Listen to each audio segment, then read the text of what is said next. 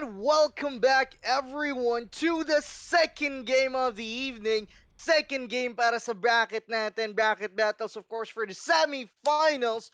Welcome back here on Sunset City. And I know you guys are excited because we are makikita na naman natin ang mga paborito nating drop zone dito. And Garde, please do tell me kung ano ang top pick mo para sa Sunset City battle natin. Topic natin dito. Mukhang kayang i-dominate to ng LF org natin, which is dominate naman nila kahit nung nung FPC season 2 natin and season 1. Pero tactical skill agad dito ang gagamitin ng Siana na rin. Napakaagang tactical skill, nakakuha agad ng blue shield doon ang kanilang kalaban na kupunahan. Pero squad number 6 dito mukhang doing it yung natin dito, mukhang hindi siya makakapag-blind. Tamang roll yun na lang with a blue shield ang ating Darkside. Hindi! Bumuhik-buhik lang siya sa pader doon mga Lodix. Pero dito mukhang squad number LF org natin dito mga Lodix, hindi siya tatamaan dito. Ang ganda ng pagkakaakit doon ng kalaban nilang kupunan, which is squad number 6, pero mauupawalan din sila ng isa sa kanilang kupunan. Isang bahay lang ang kanilang pinaglalalabanan dito mga Lodix. Isa lang ang naano doon mga Lodix, iisa lang yung na-scan ng ating sayo, pero tactical skill ang gagamitin ng ating Siana sa kabilang kupunan. Squad number 6 natin dito, total of 3 kills agad nila at nag-iisa na lang ata yung magitamang ultimate lang yung Darkside natin dito para ata manakap yung isa dun sa battle agad dito. Mukhang maadadaw na ata, ma-out na nga ang kanyang respawner doon. Napakaagang labanan non partner. Pleasant definitely giving us one hell of a show right here. Sila ang number 1 team natin para sa leaderboards ngayon. With 4 kills on the map, kitang-kita natin how they are demonstrating the capabilities of each and every single person na naiiwan doon sa team nila. Kaso nga lang, mukhang sinupalpal ng sarili niyang tactical skill yung backside. Napakaganda ng pasok pero naunto, pare ko eh. Naunto. Bumanda. Nagmistulang bola ang bilog na Darkside sa paggulong. But Damon is not gonna be letting that go as Adios kills off another member of the enemy squad. Dito medyo nagkakaputukan na naman sa Sunflower City, sa Sunflower Mall I mean. And Damon is gonna be going against BDIF TV right here. Darkside versus Darkside. Pero manakikitid party sa likod. Makikipagtakbuhan ka ngayon. Tumakbo ka, Itek. Takbo Bibe pero hindi na siya umabot. Maggie's gonna be killing that off. Shang of course gonna be going in hot here and of course going inside that building para sa healing ng Siana, but that is not gonna be enough as Tere is gonna be taken off and of course Shalnark is gonna be the leader of the pack along with Ashley dito. Still, currently on the listing dito sa ating mga squads, we are not seeing anyone with a pretty good shield apart from those with purple, pero as early as this point with squad number 2 still not getting any kills. Fallen, wala pang kills sa ngayon. Pero we're still very early onset on the map right here with 12 teams still remaining. 48 pa din ang naiiwan sa team natin kahit nakipagbugbugan na sila. Scuddy Rise of course gonna be ending the history right there on the battle doon sa kabilang player map side natin. Dito naman squad number 5, Scuddy is gonna be going in against the battle right here with squad number 13. Squad number 5 is taking a lot of damage right here as Maggie is gonna be going and recalibrate inside that building, pero inend na ni Psycho coming from that Damon with that epic Uzi shot. Napakaganda at mukhang gamit na gamit dito, Garde, lahat ng mga bagong updates at mga revamp sa ating skills. Oo nga partner, pero dito ultimate coming from member doon mga Lodix, pero hindi naman siya hindi yung dahilan para makapag-defense sila doon, pero Magi ang pumatay sa kanya doon, pero nakakakita to. Squad number 9 natin with a total of 4 kills sa kanilang packet dito mga Lodix. Squad number 9, which is yung I believe natin, relax na sila dito para sa kanilang kill. Pero tatlong team ang nag-aasik ng labanan dito sa bandang natin, sa bandang side ng map natin mga Lodix. Pero dito still meron naman labanan dito na nagaganap. Kill Gaming Magi versus Magi na Magi dit pa nga doon. Si Malaya, KLK, Pivara doon. Si Damon Shang natin mukhang is doing it na nga ata, pero yung nagkasalisi sila nung isang miyembro ng kanilang kalaban. Squad number 7 natin dito, which is yung Damon, total of 6 kills para sa kanilang bulsa. Naultihan niya yung dalawa. Yung 4 pala ng kalaban nila. Magi natin dito, pinagsasapak sa mukha si Malaya. Yung isa sa Malaya natin doon na MPL mga Lodix. Pero dito, ang sakit bumaril nung nasa malayo. Pero dito, Magi versus Ember ang mangyayari. Mukhang Malaya. Nix natin ay ma-out na nga sa game. Visera natin, makakapatay pa nga sa kupunan ng IB League natin to partner. Nangyari doon. Etong Damon squad natin, napaka napakainit at napakaganda ng ipinapakita sa atin. Mukhang they are definitely in their element right here. Kitang-kita mo naman kung paano ginamit nung yung kanyang tactical skill, of course, when scanning that ultimate. At pinakitaan tayo ng mobility nung Sheng kanina dahil doon sa Magi niya, pinakita niya how that is gonna be moving around. Mukhang inikutan yung kalaban. Pero right here, Yoki is gonna be ending Himiko and Asterisk both. Stella's Batgo is gonna be removed from the listing dahil dito kay Godbro. Napakadami nang naiubos at nalilimas dito sa ating teams, and we're now gonna be seeing a little bit of a decline doon sa original number of teams natin, of course, dahil nagkakasimulaan na silang magkaubusan ng mga respawner pods. This is now gonna be the second inning pagdating dun sa ating zone, and this is starting to be hurting them as far as the HP is concerned. Per tick, this is gonna be giving them a little bit of a damage, so hindi na to pwedeng ipagwalang bahala na lang. Dito natin makikita, partner, how the vehicles are gonna be making a difference and how the teams are gonna be engaging each other dito. Mukhang hinahabol ng squad number 3, DRM1 PC. Ang kanilang kalaban, Malaya, is gonna be a little bit of a danger right here. Mukhang inubos na nga talaga nila. Malaya, KP, Kratos is gonna go down right there, being the 5th kill para sa squad number 3. Oo, partner, pero hindi pa yata tapos to. Meron nakikita doon ng squad number 3 natin. Mukhang susundan nila kasi hindi pa nakakapag-reset yun mga Lodi. Kasi isa lang ang nasa team pleasant natin sa bandang side ng mapa na yun, which is yung sa dulo ng ano natin, dun sa dulo ng RP side natin mga Lodi. Pero nagkakalayo ata lahat ng team ngayon. Mukhang magkakagalit-galit sila. Ito yung na-miss nila sa sunset, ano partner yung yung pagka-play safe. Meron naman labanan na third party pero sobrang malaki yung mapa na nasanay sila sa masikip na mapa dito, partner, pero dito ay bilig natin mukhang makakapatay sila na isa doon, which is si Cons. Mukhang nakaisa doon, Pleasant dito, mukhang na-scan pa ata pero hindi naman makikita. Okay, Dash gagamitin dito ng backside, mukhang makakaroon dito ng battle 1 versus 1 situation, pero walang shield yung Pleasant natin doon. Napatay niya ba yan yung isa ng ating kalaban nila doon, partner, pero mukhang dalawa ata ang mapapatay. Hindi na nila papalagpasin si Pickle dahil pinatay nyo ang isang kagrupo natin. Eto, babawian namin kayo. Mga Lodi Kicks doon, ang galing ng ginawa doon, partner ni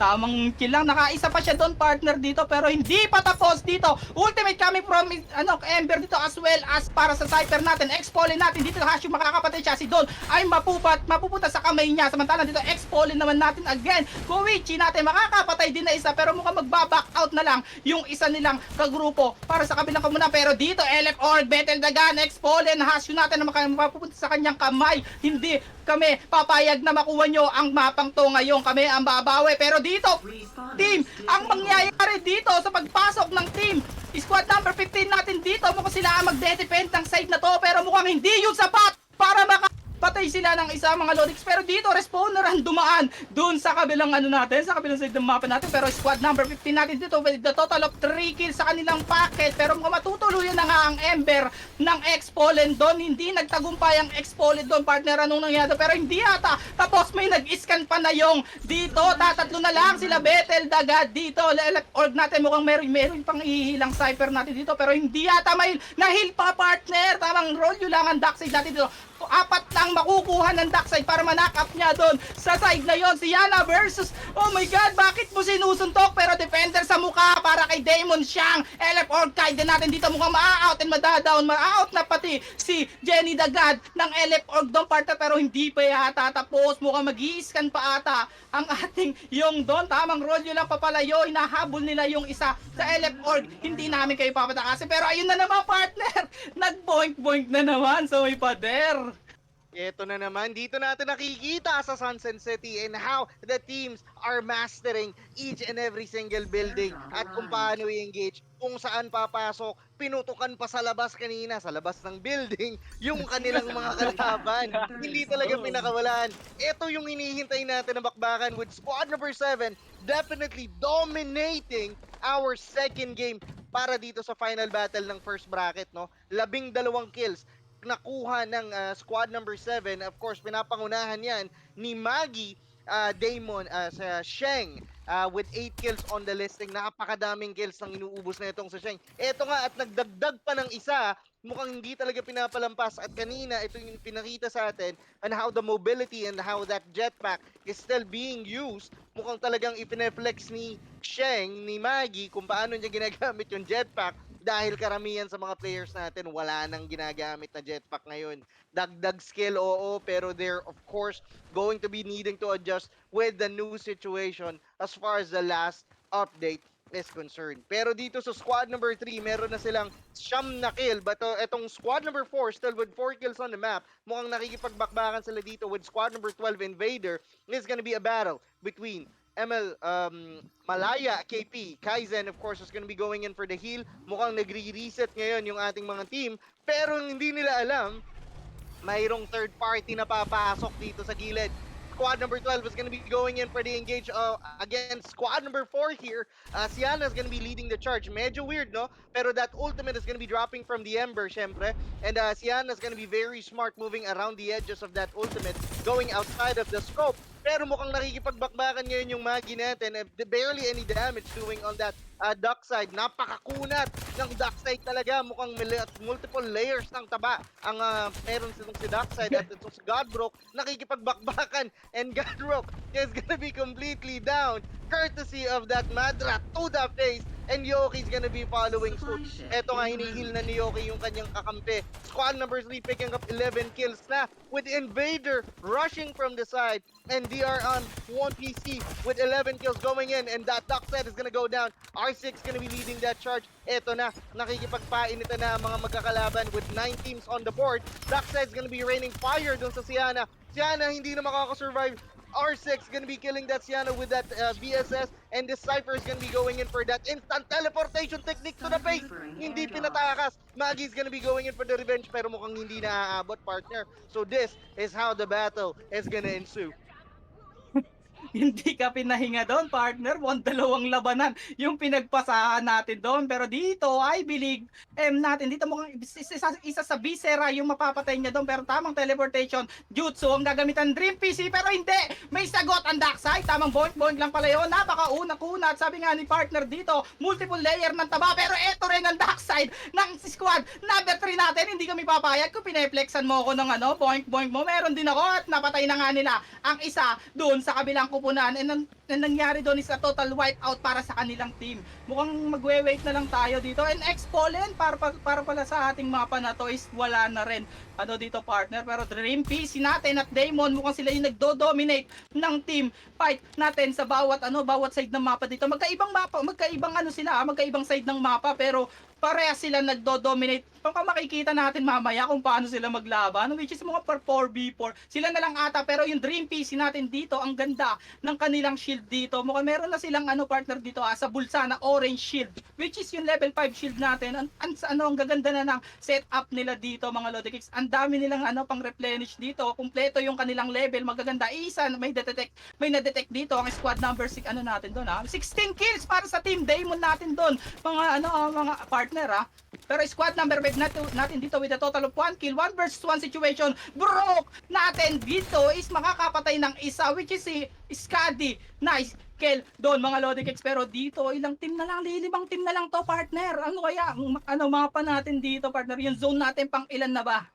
5 piraso na lang ang naiiwan dito sa ating second game of the evening. And of course, usual names ang nakikita natin dito. Mukhang nakikipagpataasan ng kills, of course, ang ating Damon. Squad number 7 with 16 kills off of the map. Mukhang dinodominate talaga nila. Inuubos ang mga nagiging kalaban. Mukhang kapag nakita ka, puputokan ka kaagad. Mukhang nag-iisa na lang din itong si Skadi. Rice, of course, nandito sa hotel, nag-chill. And squad number 9, of course, that duo is still gonna be trying to see if they can survive this battle. Pero mukhang nag-i-establish na ng perimeter ngayon ang DR1 MPC.